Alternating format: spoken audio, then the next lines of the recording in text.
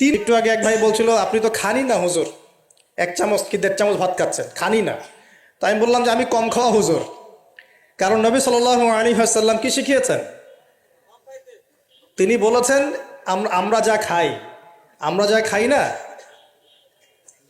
তিনি নবী হওয়ার পরে মনে হয় সেটাও খেতে পারেন নাই। বিশ্বাস করছেন না? এরকম 3-3টা মাসের চাঁদ চলে যেত যে নবী সাল্লাল্লাহু আলাইহি ওয়াসাল্লামের বাসায় চুলাও জ্বলে নাই। আর আমাদের তো একবেলা যদি না খাই তাহলে আল্লাহর উপর কত শেকায়াত, কত অভিযোগ, তাই না ভাই?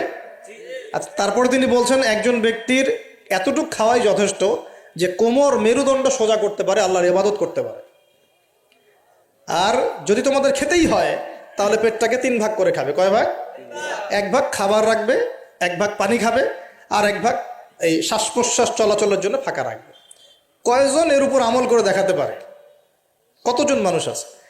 আর যারা একদম গোগ্রাসে খায় এদের ব্যাপারে কোরআনে এবং হাদিসে কিন্তু মারাত্মক কথা আছে। আল্লাহর নবী সাল্লাল্লাহু আলাইহি ওয়াসাল্লাম বলেছেন যে তোমরা খুব বেশি ঢেকুর তুলো না। কি করো না? একজন সাহাবী খুব ঢেকুর উঠাচ্ছে, সাহাবী না আসলে, উনি পাশ দিয়ে যাচ্ছিলেন, খাবার দাবার খেয়ে পাশ দিয়ে যাচ্ছিলেন।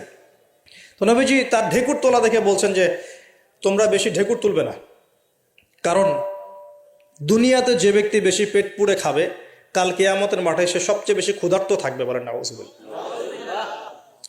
খাবেন আপনি, নিজের পেটটাকে 3 ভাগ করবেন,